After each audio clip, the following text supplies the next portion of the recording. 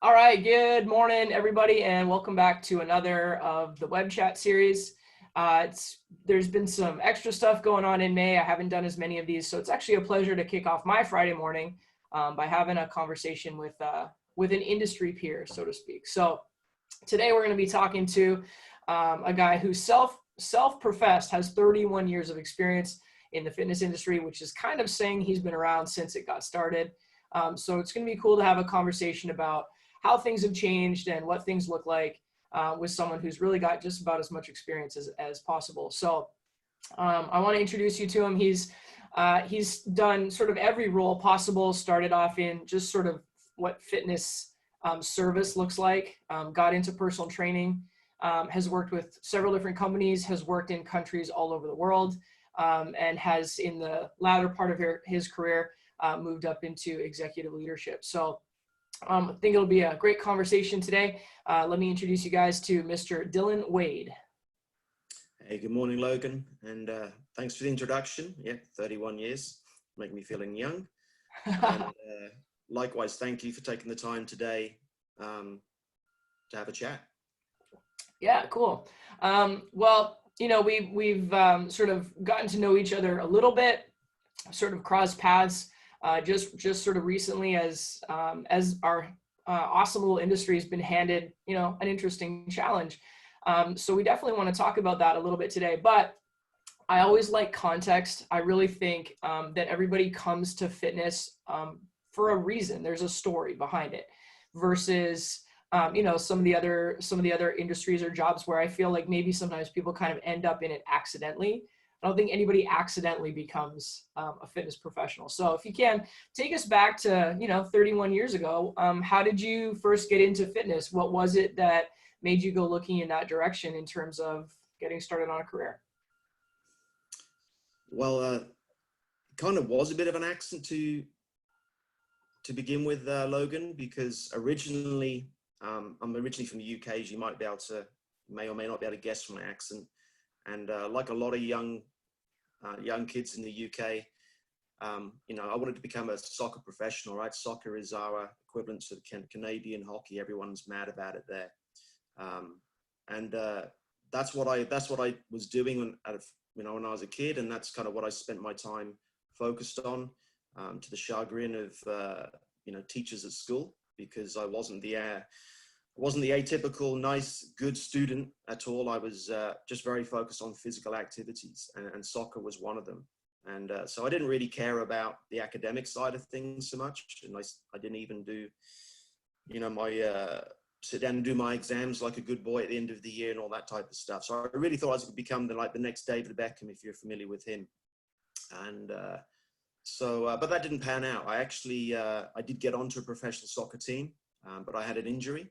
And by the time I came back from the injury, which was like 6 months later, my position had already gone. At that time, they had a scheme called, they may still have it in the UK, it's called YTS, which is Youth Training Scheme. So essentially, you'd be paid like equivalent today, like a minimum wage salary, just enough to kind of, you know, pay for some food and board. And then you would work for a company, or in this case, you'd play soccer.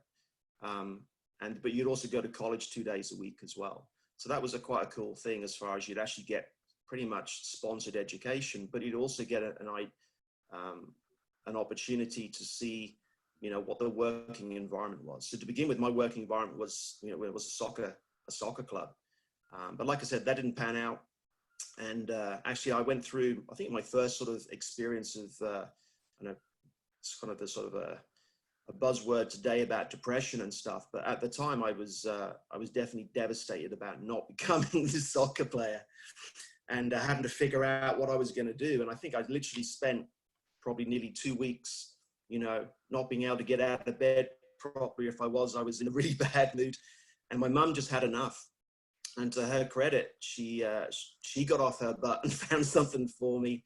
And there was an opportunity in the leisure and recreation industry, it was called back then, to do the same thing, to go to college twice a week, but also be sponsored to work in the environment in sport and fitness. And that's kind of what I did to begin with. Cool. Okay. So the not accident part is you were a super passionate athlete, and then sort of the accidental part is maybe what some of us have experienced, which is like when it's not about me being an athlete anymore, how do I take my passion, my knowledge, my experience and turn it into anything? So there's the love as it comes from a love of sport. So that makes sense. So then when did you first step into what we might consider now a personal training role? Was that in the UK or was that once you had moved? What did that look like? Yeah, it was in the UK, and it was in this youth training scheme, which is a period of 2 years. So you spend, literally 2 years in the situation. And my first sort of year was spent sort of more on the sport and recreational side. So I would be, maintaining indoor and outdoor tennis courts, multi-sport facilities, doing summer camps for kids, which actually included some soccer, which was great at the time, lifeguarding in a big aqua park.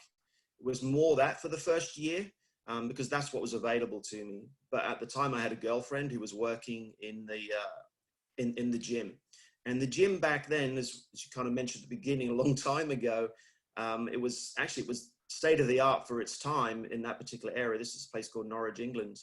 And it was in the basement of this big sport complex. So we had, for example, 7 indoor tennis courts, but our gym was in the basement and a little tiny one. It's kind of similar to what a small hotel would have today, would have been back then. That would be state of the art, unbelievable. So she worked in that area. And at the time, personal training really hadn't sort of got any traction. It was more of orientations.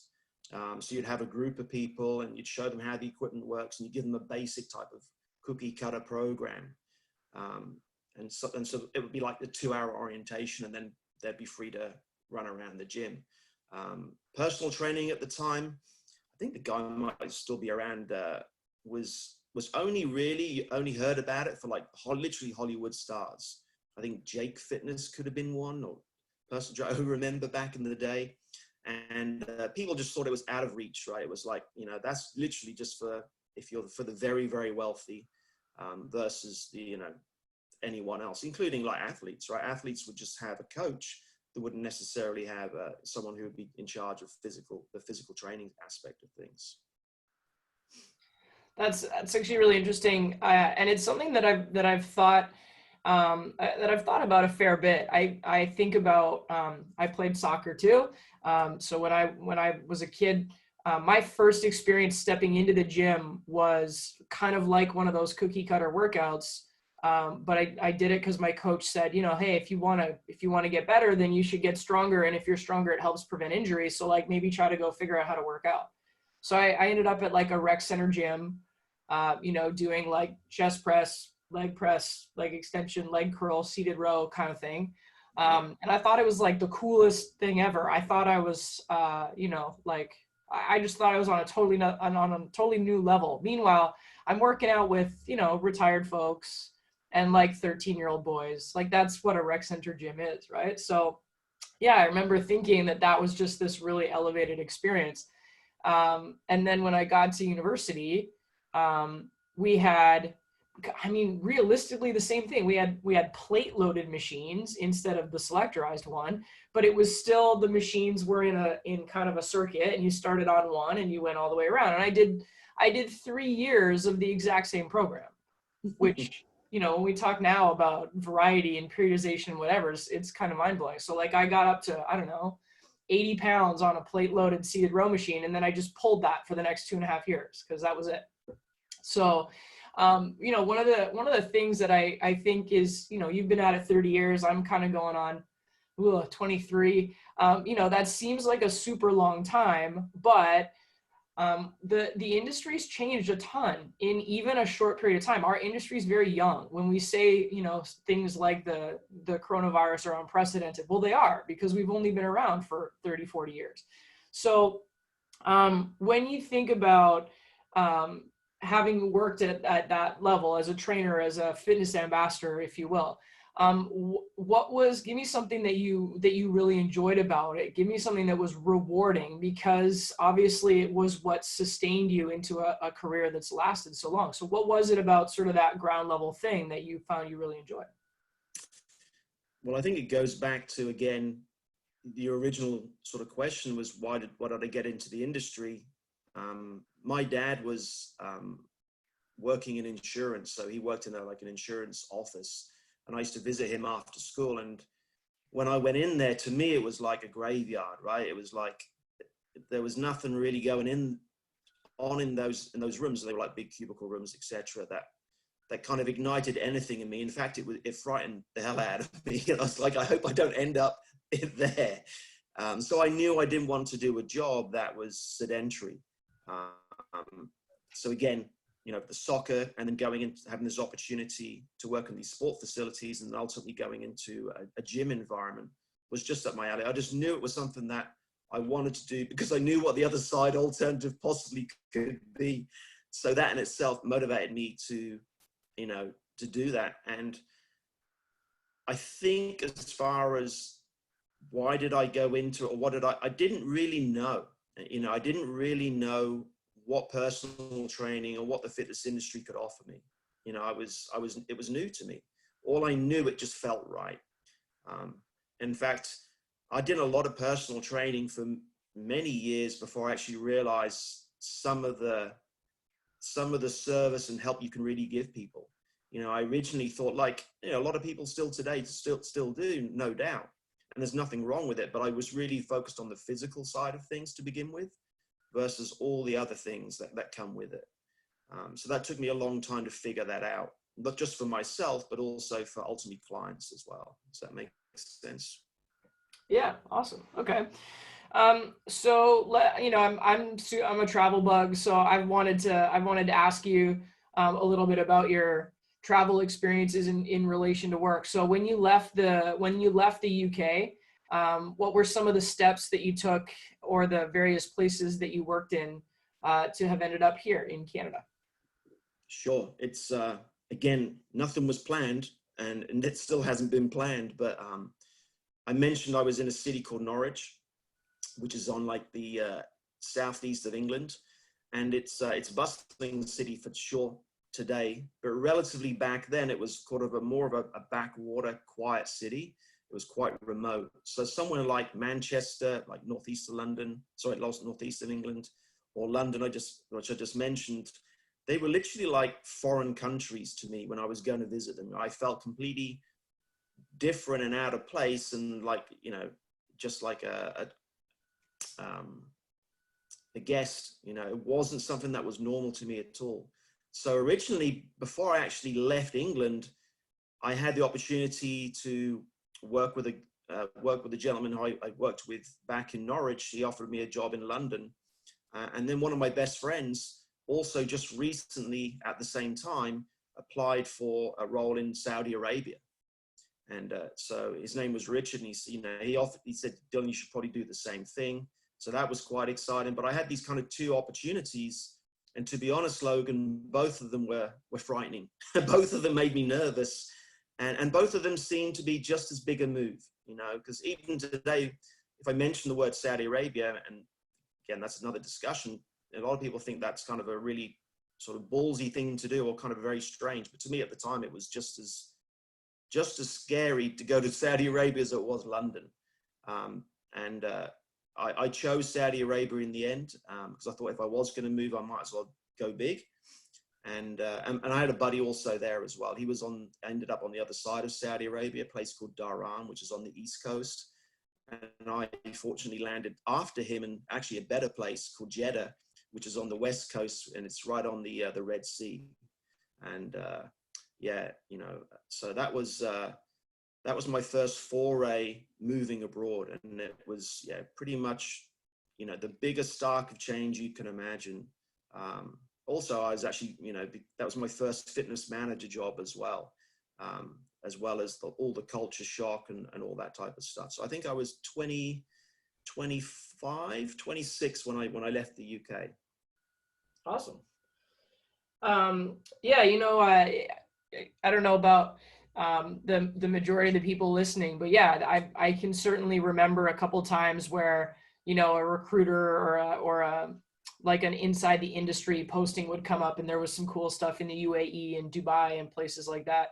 when Yeah. you think about the fitness industry evolving, I would almost say there are parts of the world where it's just maybe it was later getting started, but then they just went straight up. Some of the facilities in Hong Kong and Asia and the Middle East and stuff like that, like that's actually where some of the most cutting edge athletic training is being done.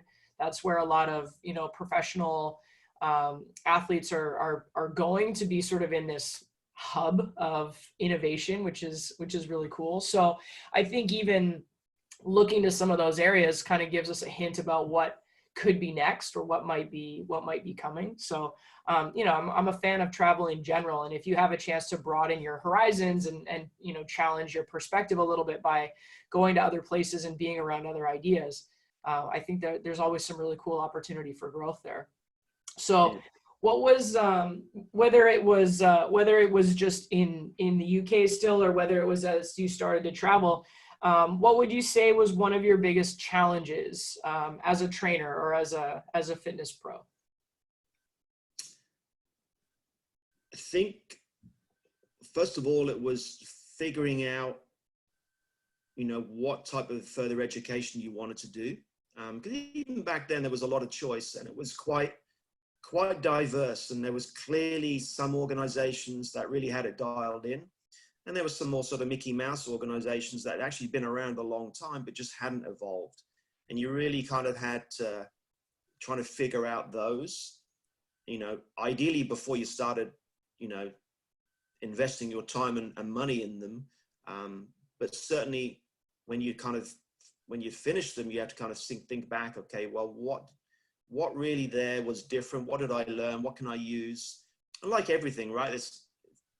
I think a lot of people, when you go and learn something from someone or from some organization, you don't necessarily agree or understand everything that's being shared. And I don't think you should. I think you need to figure out for yourself, okay, what resonates with you and what you can use.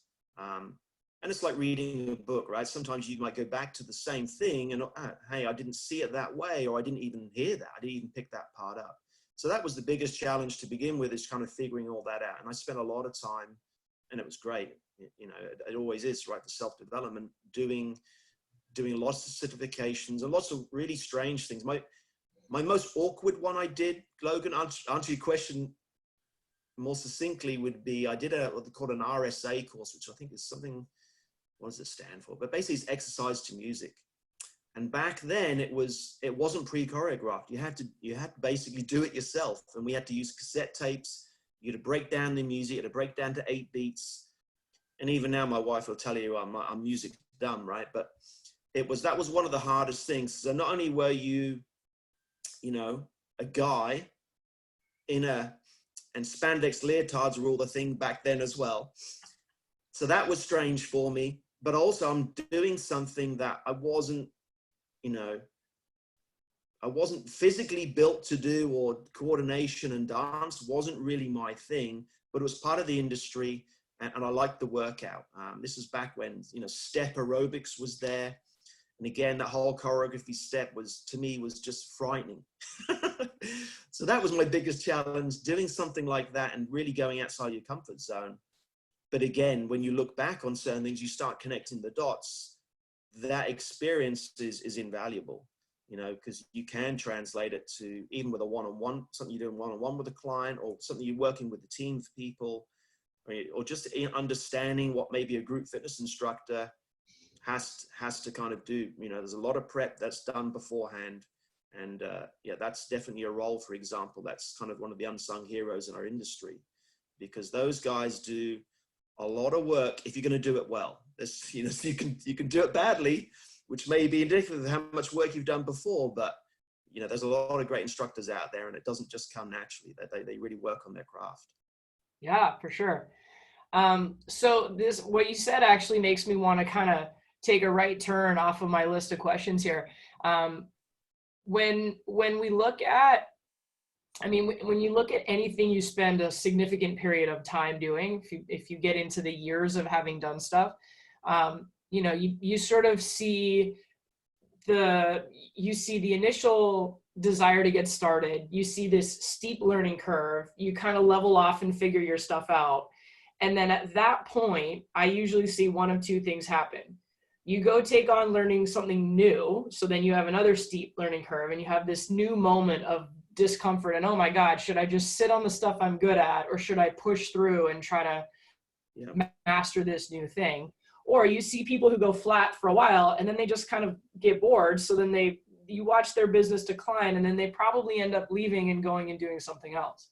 So from the perspective of, hindsight, I guess, or from the perspective of leadership, I have the hunch in our industry, it's more important to consistently challenge what you're comfortable with. And it's more important to consistently put yourself into new experiences, because a trainer, you got to come to your session with the batteries charged. You're giving a lot of energy, you're giving a lot of inspiration, you're giving a lot of direction. And so if you're flat, it's really hard to give that. Whereas if you're, creeping up a new learning curve and you're passionate and you're excited and you're a little bit uncomfortable and that makes you a little bit nervous, but you're going to try anyways, there's a completely different style of energy when you're peaking versus if you're flatlining or declining. So what's your advice, or what's your impression of sort of the need to keep learning and growing in fitness as it relates to serving clients or building your career or whatever? What are your thoughts about that? Yeah, clearly it's going to be different for everybody. What I personally found is I do need some time to kind of absorb what you've just learned and think about how to put it into play. But I think there's also times when particularly if you have people around you who can be honest with you, can kick you up the butt, right? And they'll tell you, or they'll give you some feedback, and it's like, holy shit, I need to learn more about that, or I haven't covered that, or I don't know enough about that.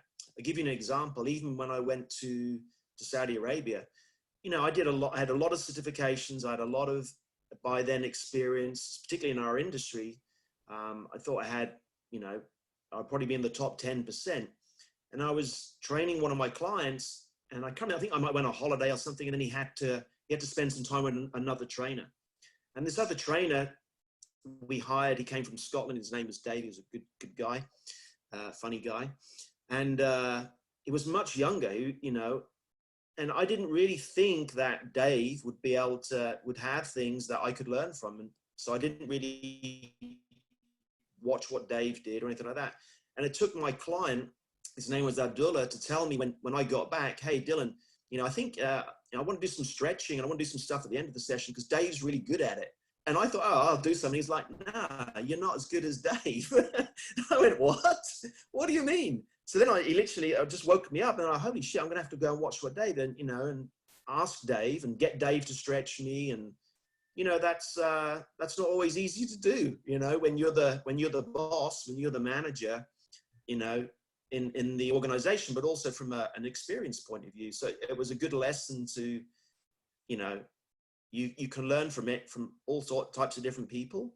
And I think getting a kick up the ass from people is the best way to keep moving, but also being curious in general, right? It's like, if you want to be the best at whatever you're doing, you'll naturally start seeking other things out. And does that answer your question, Logan? Yeah, no, for sure. I mean, I kind of can't help but ask the question from the perspective of education. That's what I do, right? So obviously I believe in the benefit of continuing to learn new things. But yeah, it doesn't even always have to be so formalized as showing up and doing a certification. I've learned tons from my own clients, and I've learned tons from watching peers. And I share this with the students a lot in class. I work with a personal trainer, if I can, probably 8 or 9 months out of every year, but I'll do 2 or 3 months with someone and I'll learn something, or I'll do 2 or 3 months with someone else because they make me do the stuff that I don't want to do. I know I should, but I don't do it enough. So the idea of, if we look at, there's I guess a saying that I really believe in, which is coaches need coaches. So just because I'm a trainer and I know a bunch of stuff about movement and periodization and you know, the strength of back muscles against the ratio of push exercise, like whatever. It doesn't matter if I know a lot of stuff. At the end of the day, I'm still a human being. There's days when I'm tired. There's days when I would skip a workout. Most of the time I won't do pull-ups unless someone makes me do them. So knowing something and doing something are two very different things.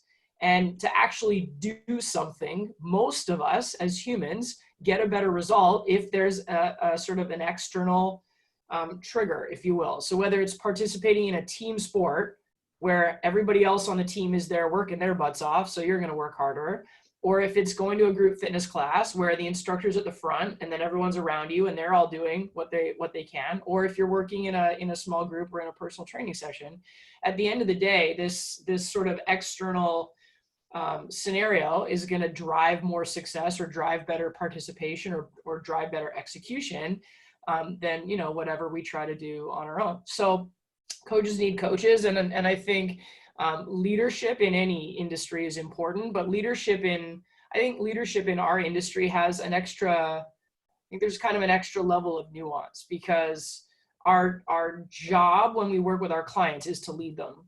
But then we also have to turn around and be a teammate when we're part of a bigger group, or if we're part of a team of employees. So then, you know, I guess where my question kind of lands is like, what does it take to be a leader of leaders? Because if you, let's say you manage an office, you're the manager, and then there's a bunch of people who show up and they do their job. That's a pretty set hierarchy, if you will.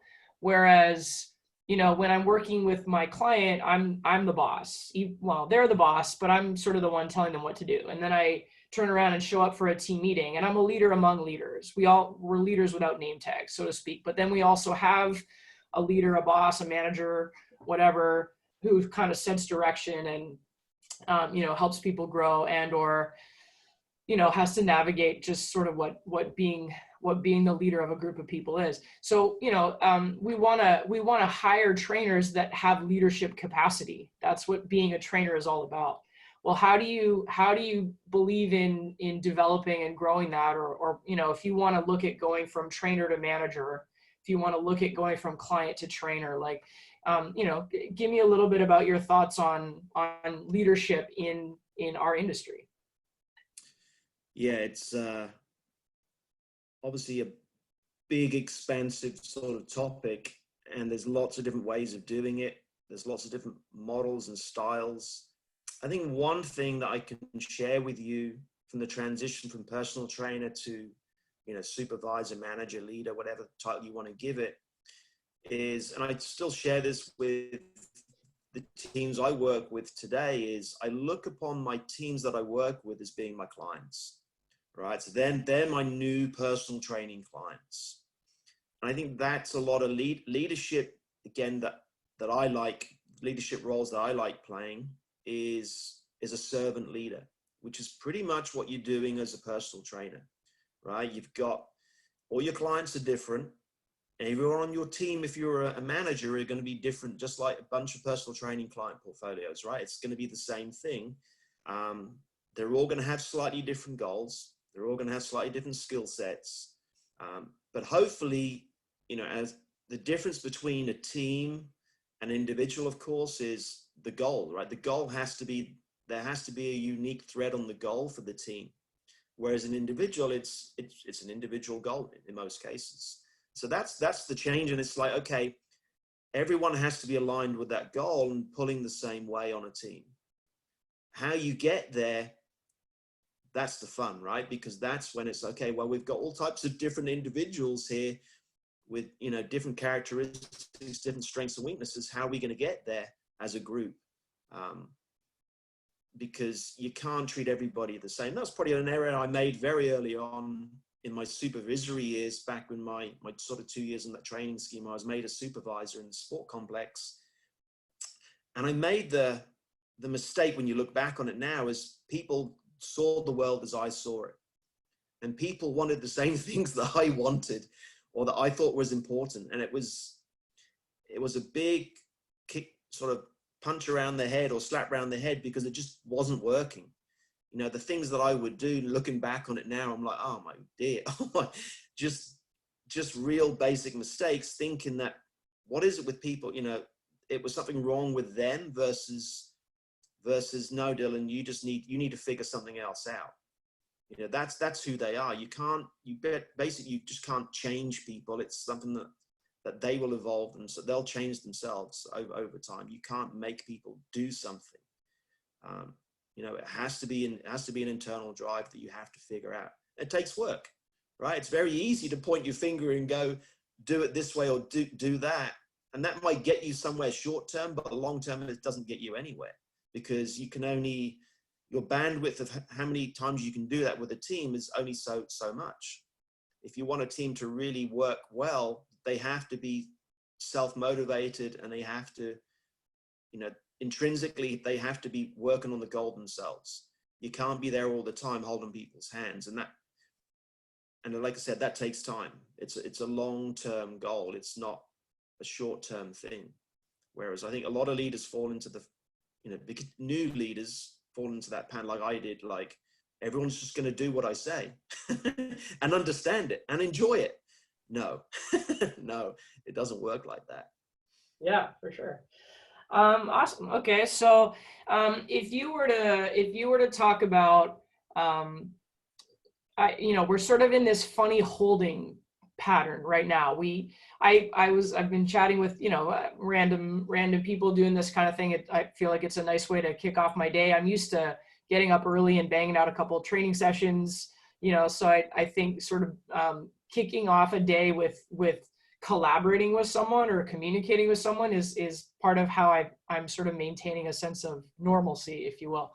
But we're in this holding pattern. And so there's some people that are, taking a break. They're taking a break. And we talk about in the fitness industry, the fact that we're such a fast paced industry. We're open from 5 a.m. to 11 at night. Sometimes we're open 24 hours a day. There isn't the same, 9 to 5, I don't check my email on the weekends kind of vibe in fitness, because fitness is, kind of always on.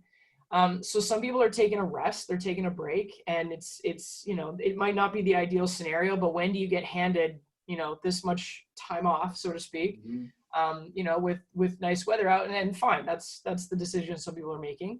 Other people are going, man, this is going to be a great time to catch up on a bunch of projects or finish a certification, or I want to build out a blog, or, other people are sort of using this as time to, get some stuff done. And I sort of look at it as like no judgments, like whichever does better for you is the thing to do. If you want to take a break, but you feel really guilty and you're stressing over trying to accomplish something, you're probably going to show up to, hey, the gyms are open and your batteries are going to be drained, versus, if you took the time you needed, or you got the thing done you wanted to do. So we don't exactly know what it's going to look like on the other side.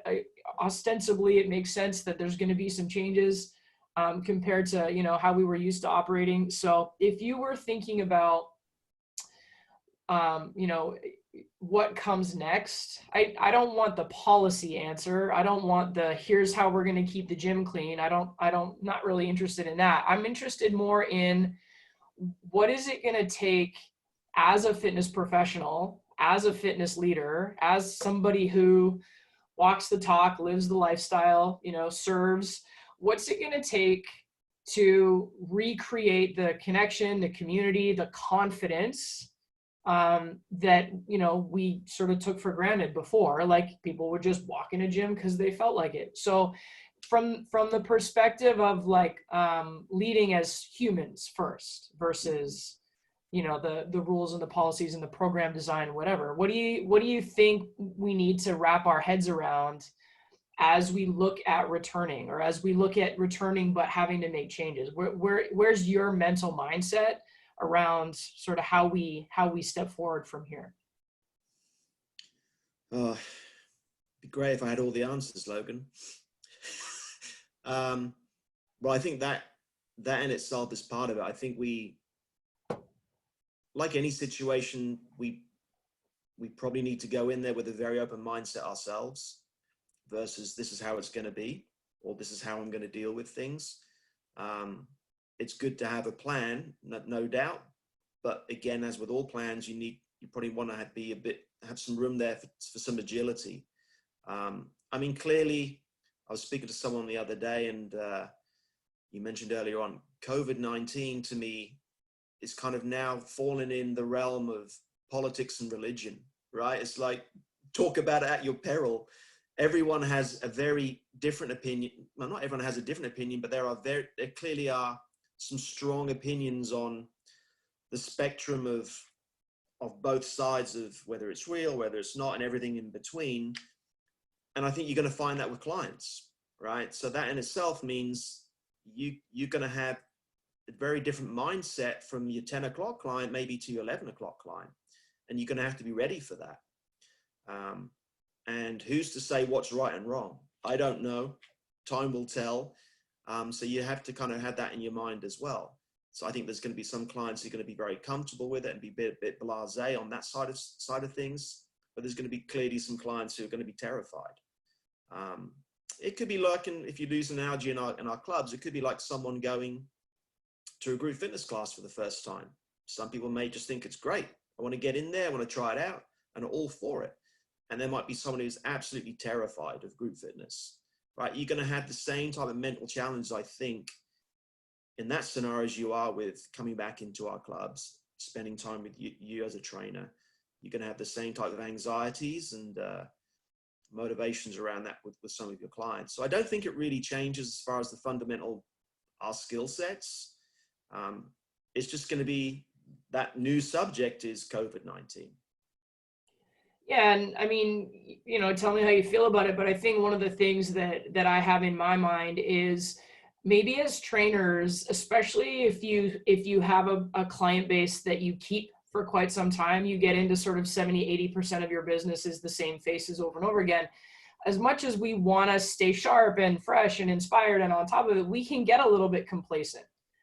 Oh yeah, I know this person. I know what they want. It's Monday. We're going to come and do the same thing we do every Monday, right? And we get into a rut, and it's partly because our brains do that anyways. They want to try to create a simplified structure or a routine that means we don't have to think as hard and we can kind of just roll, right? So our brains do that very naturally. But also, when you establish a relationship with somebody, when you first meet them, you're doing all kinds of sort of like, figuring each other out, and then you get into kind of a rhythm with somebody. So I noticed for myself as a trainer, I have some clients that are super, I don't know, let's say type A and direct, and they're very, kind of aggressive, and I can meet them at that level. It's not trying to fight them, but I can be direct and I can give them what they need in the sense of kind of a more Zoom focused experience, right?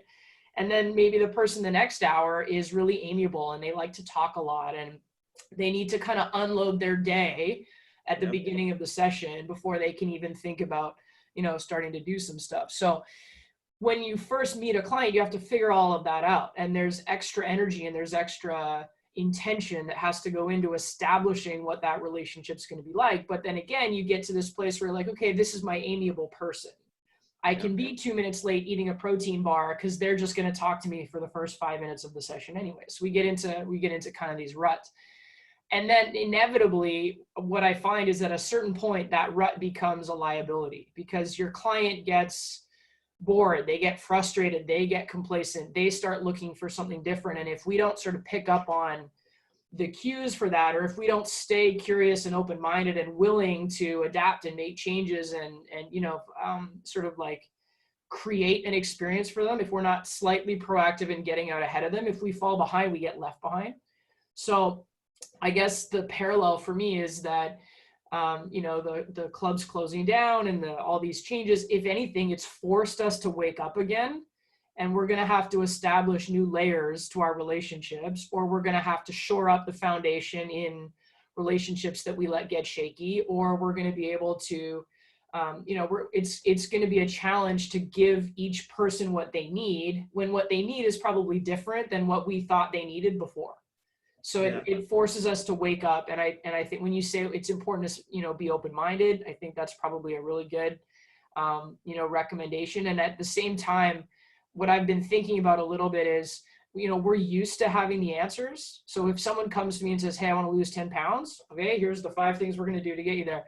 We might not have the answers about this. And I don't think we necessarily need to. So if someone comes in, we can outline, here's what we're doing to try to help you be safe, or here's what we think our best practices are going to be at this time. But we're going to have to be more open to people's communication, concerns, ideas, right? Like some of our best ideas might not come from leadership in the next little while. It might be members suggesting things that they've seen work at another business. It might be trainers going, hey, I thought about this. What do you think? We're going to have to be open-minded, I think, all the way up and down the chain, because the best thing you can do in a time of uncertainty is just allow people to communicate. If I have anxiety and I need to get it out, I have to say something to get it out. So it's going to change the dynamic a little bit of, it's not necessarily going to be all top down. I think it has to be a little bit more collaborative. And we've got to let people find sort of what their new normal is going to be, as we continue to learn more about the scenario as it moves forward. Because I think undoubtedly it'll keep changing a little bit. It's not, oh, things are open June 15th. Okay, we literally forget what happened. There's still going to be, some changes that have to be ongoing over the next little while. So, I mean, the reality is I'm excited. I've been sitting at home now for, close to 60 days. So I'm excited. I think solutions and problem solvers are going to be, given the opportunity to go to work on the other side. But, we're sort of on the same page. So let me ask one more question, and we'll use this to kind of move our conversation towards the end. If with all your experience and with all the different things that you've been doing, when you think about the next evolution or the next steps in fitness, if you think about where we have come from and sort of what was on the cusp before clubs closed, right? I know there's always innovations and stuff happening. As we sort of move forward, what would you say you're looking at, or what would you be suggesting that trainers or fitness professionals sort of keep an open mind about, in the sense of how we're going to continue to evolve? And it doesn't just have to be germ warfare. It could be anything. But when you think about leading as a fitness industry professional, maybe you think about like even the next 5 years, what kind of stuff are you looking at? What are you excited about? What do you think we have to do better? Where do you think the opportunities are going to be as we find we're able to get back to what we do?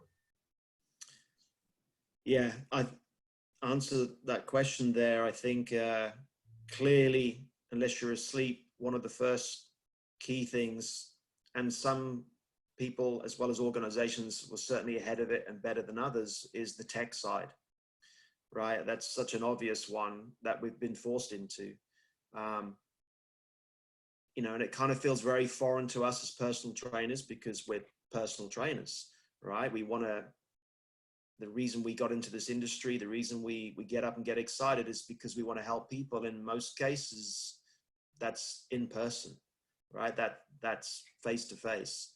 But the reality is, what we've kind of been thrown into is like, well, you need to have an alternative. You need to have some type of tech solution for when you can't do that.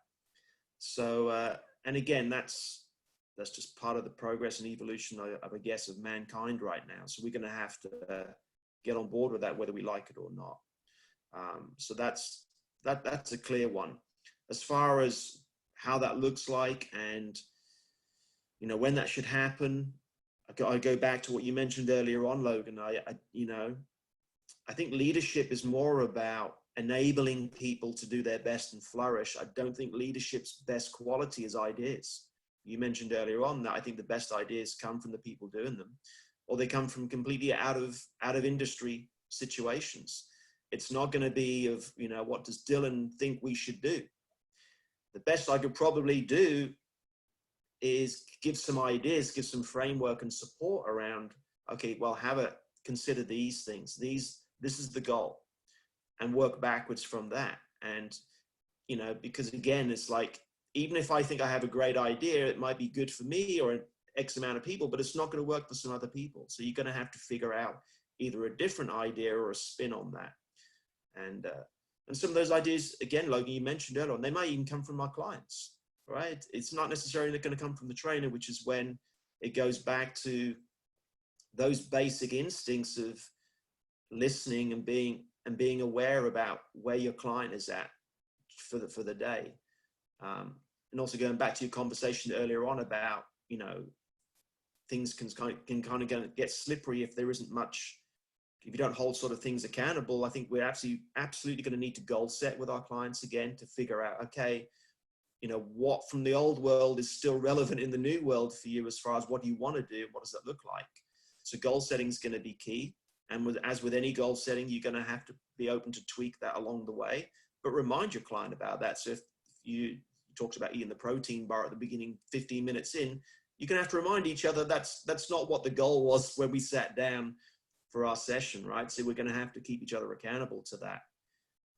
So goal setting is going to be key there with your client. And I imagine most personal trainers have, again, if you're really in it for the right reasons and you want to do well, I think most clients should still have a better idea today about where their client's at. They would have hopefully kept in touch with their clients. You should know where your client's head's at before you come and see them, maybe sometime in June, right? If that's the first time you've spoken to them since then, you're going to have a long ride, right? You're going to be going back from zero. So the more you can do today, going forwards, if you haven't already done it, reconnecting with your clients and seeing how they are, just from a mental perspective, right? How are they, and what are they going to be expecting from you when our doors open? There's a lot of groundwork you can do before we actually open. Yeah, for sure. It's going to come down to, we look at it in our longest term clients, their relationships more so than anything else. And so if we try to reconnect based on science and strength ratios and macronutrients and stuff like that, we're missing what they're really there for. They're there for a whole lot more than that. I always say that I always sort of think you have to have like emotional buy-in before you can agree on working on a goal, right? Otherwise, if we start directly with the what, it's super easy to run into all these excuses and roadblocks. We have to start with the why every time. And some of the stuff that I've seen, my teammates, my coworkers, my peers, focusing a lot on is things like, it was never your goal to be at the gym 6 hours a week. It was your goal to be healthy. It was your goal to have more confidence. It was your goal to, be able to participate with your kids in activity, whatever. So, we might notice that there's some new why for our clients, right? A lot of people are sort of 100%. realizing, oh my God, my health has to be a big part of that, right? Yeah. So yeah, if we don't sort of reestablish the new why or the new layers of the why, if we start from there, there's lots of solutions that are going to help our clients move forward, which may or may not include spending time in the gym. But if we just try to go, hey, this is the program that we did, 2-3 months ago, so here's where we should be today. Let's get right back at it. We're really going to miss the boat on a very big part of what a trainer-client relationship is. I would even go so far as to say leaders are going to have to do the same thing for their clients, their trainers, right? So if trainers have to build on the why, so are leaders. Because being a trainer on the other side of this is going to mean something a little bit different than sort of, again, maybe the complacency some of us got into because it was just what we were doing. So. Yeah, and I think the situation is going to be forcing. There's so much change that's happened in such a small period of time that people's mindsets and situations that's also going to be accelerated. So let's say, for example, you may typically reconnect with your client on goals after 6 weeks or 8 weeks or whatever it may be. That is now obviously clearly a lot shorter period of time because they've completely changed. And I think one thing this has afforded a lot of people to do is to have some time to sit back and contemplate what is important to them. So yeah, no doubt goals might well have changed as far as what people are looking for. And you reminded me as well, Logan, kind of sort of threading back to one of your original questions of what do I think I bring as a trainer when I was personal training? And I didn't really understand what I was doing. Probably in my early 30s as a personal trainer in Singapore, I had a client, and we were training him for a 5K run, right? And he was atypical, led a very sedentary lifestyle, was in the banking industry. He was carrying a lot more weight than he wanted to, particularly if he was even going to run 5K, let alone run a good 5K. And he wanted to run a good 5K. So it was an aggressive goal. And that's kind of what we worked on for a long time. But, he lost a bit of motivation. He wasn't eating protein bar for 15 minutes, but he just wouldn't turn up, Logan. So, or he'd turn up really late. And then, I'd do I'm sure trainers still do it today. You start have a laugh with your client, and you give them 5 extra press ups, or we're going to add one rep to every exercise today because you're late, whatever. Just sort of have some fun. But it kind of got a little bit out of control, and I had to kind of take a time out with him and say, hey, what's going on, buddy? Remind you about the goal. This is the things we set. Blah blah blah blah blah. And he had something change in his life that I didn't know. Just very recently, and I've been working with this guy nearly 3 or 4 months, and he looked at me and said, Dylan, I need to come in your right, because I want to be around for my 8-year-old daughter when she's older. That wasn't something, Logan, that he told me as a personal trainer when I first sat down with him to goal set, right? It wasn't something he slowly let out to me 2 or 3 weeks later. It was something that just recently happened to him that clearly completely changed our relationship as far as what we were goal setting to do. The 5K run was just part of the process. It was just something to do, but that wasn't the real reason. So his why came out like that. And that, as a trainer, it literally knocked me back, because then I realized, it wasn't the physical things. It wasn't even performance related. It was being around for family members, for this individual. So that's, I never thought of that before. And it was a real eye opener for me. So you might find something similar happening with a lot of people when the clients go back to the clubs this time around. They may share things that would have never shared before, that they hadn't even realized before. This guy hadn't realized this before. I'm not saying he was hiding it from ourselves and we were goal setting. I just don't think he'd realized until something else had happened. And I think COVID-19 is definitely an event where people are going to reflect on their lives so far and what's important to them and what they want to get out going forwards.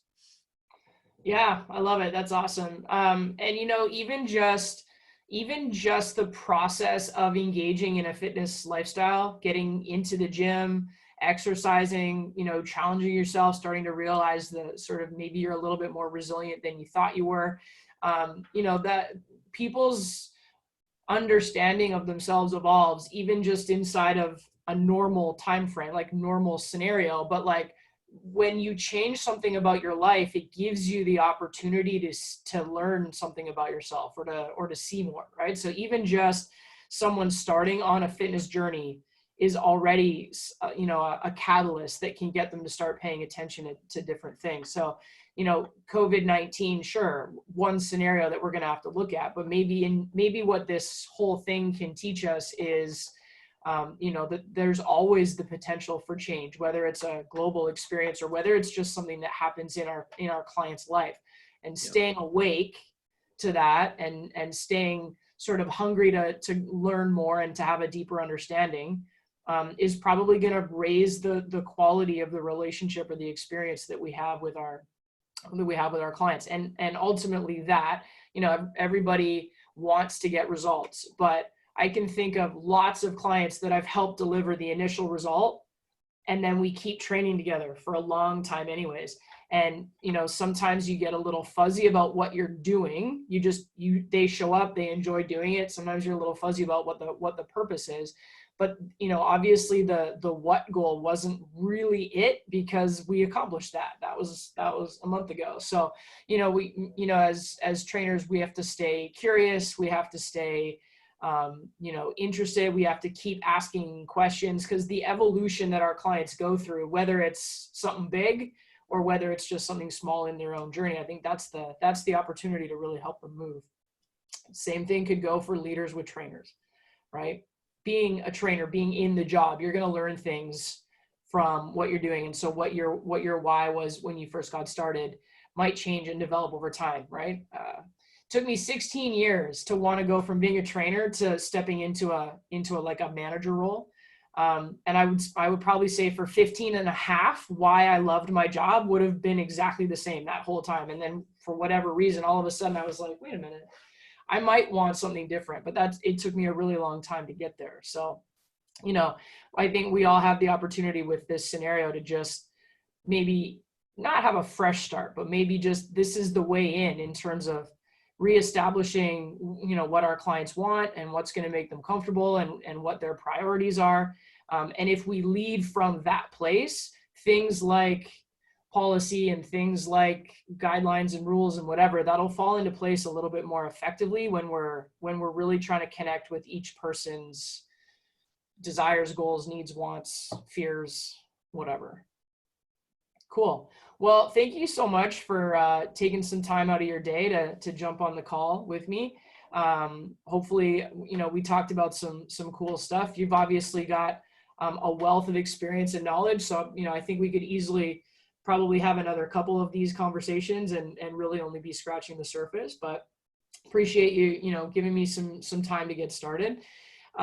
If I know you're not like a super big social media guy or anything like that, but in terms of, you know, if people want to connect with you or in terms of anything like that, is there a place to find you? Is there a way to connect? Is there, you know, an opportunity or whether you've got, you know, some books that you recommend? Like, what would the next step be for anybody that has been interested in this conversation? If they wanted to sort of carry on a little further, what would you suggest? Well, a couple of questions there. First of all, I give you contact if people want to reach out to me at any point. It's Dylan Wade 26 at yahoo.com. So DYLAN Wade WADE 26 at yahoo.com. That's my personal email. That's usually the best way to contact me. If you've got any follow-up questions or anything that you want some help with. And yeah, for sure, Logan, we can definitely do this again, or if there's more subjects yourself or your audience want to explore, I'm more than happy to. Just the footnote is, you know, they're just my opinions, my ideas, and they're not necessarily right. So just bear that in mind. As far as books and stuff, I know there's a group of people who recently have read was it Extreme Ownership from Jocko Willink. So I know there's a group of people, so maybe a lot of your viewers have read that book, and I'm familiar with that book as well. It is a really is a good read. I'm an ex-Navy SEAL, and there's a lot of good leadership principles in there. Jocko, though, has recently put out, I say recently, more in the last maybe year and a half, put a second book out, which is The Dichotomy of Leadership.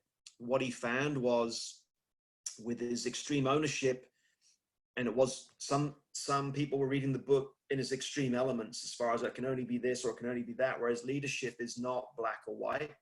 So his dichotomy of leadership kind of helps explain that a little bit better, because there was some confusion apparently around some of his principles in the first book. So it is worth reading some of the dichotomy book. I haven't read the whole thing, but because you kind of get a good gist of, okay, yeah, it's not this, it's that, it's usually, it's situational dependent, right? Whether you're leading from the front in certain situations, but you can't do it all the time, as an example. And sometimes you need to lead from the back, but again, you can't be leader from the back all the time, depending on the situation. So you have to know when to ebb and flow between different concepts. So I think that's a really good book that people can read, as far as more sort of self-development leadership stuff. But to be honest, I'm trying to, the last few years, read and listen to a lot more other kind of different subjects that are not directly related to our industry. And that whether it is Hardcore History by Dan Carlin, that's a really good guy to listen to, because yeah, it's interesting when you listen to history about what's unfolding right now, as an example. So that's something I'm into. Some philosopher stuff. There's a guy called Sam Harris, Alan Watts.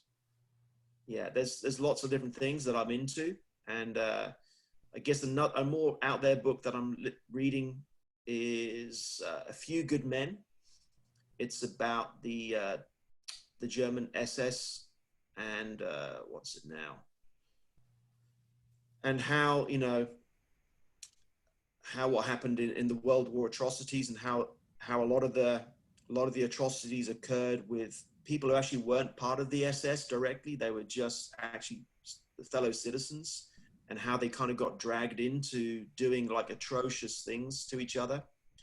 And it wasn't because they were evil people, right? It was because of, again, just the psychology of the human being, and how that can get out of whack. So that's a really interesting book. But again, not necessarily something you can directly relate to your next personal training client session.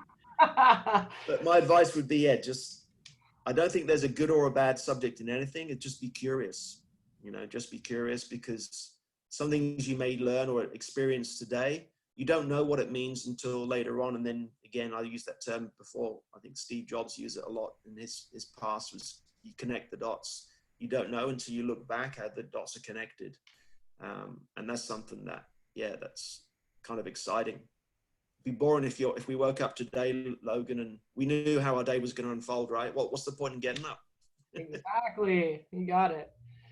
Awesome. Well, I love it. I'll put your contact info in the video notes just in case. Thank you for, you know, offering that up. And I hope you enjoy the weekend. I know you're, as much as it sounds funny these days to say you're working hard, you are. I think to a certain extent we're all finding ways to make our days feel like they're full and productive. So looks like we have another beautiful weekend. We're starting to turn into a time of year where it's actually really nice to be able to be outside a little bit. So I hope you enjoy the weekend. Thank you for jumping on. And what I would say, if any of you guys are listening to this, if you have questions that you want me to address with people, or if you have questions that are sort of as a follow-up to this conversation, you can leave comments on the videos, or you can email me. I'll put my contact in there as well. I think more so now that I've done, I don't know, 15 or so of these, I'm interested in other people's opinions and questions more so than my own curiosity. So if we're gonna do more of these with some of the same guests we've had, or with some new people, you know, let's talk about stuff that you guys are interested in or curious in as things start to change and move forward. So I encourage you guys to drop me a line if you have anything that we want to cover. And otherwise, it'll be exciting to see who's next. So thanks so much to you, Dylan. Hope you enjoy the weekend. Appreciate your time and your wisdom, your willingness to have this conversation. So yeah, hopefully we can do it again sometime. Appreciate it, Logan. Thanks again. Thanks for the opportunity, and we'll do it again sometime. Awesome. Enjoy the weekend.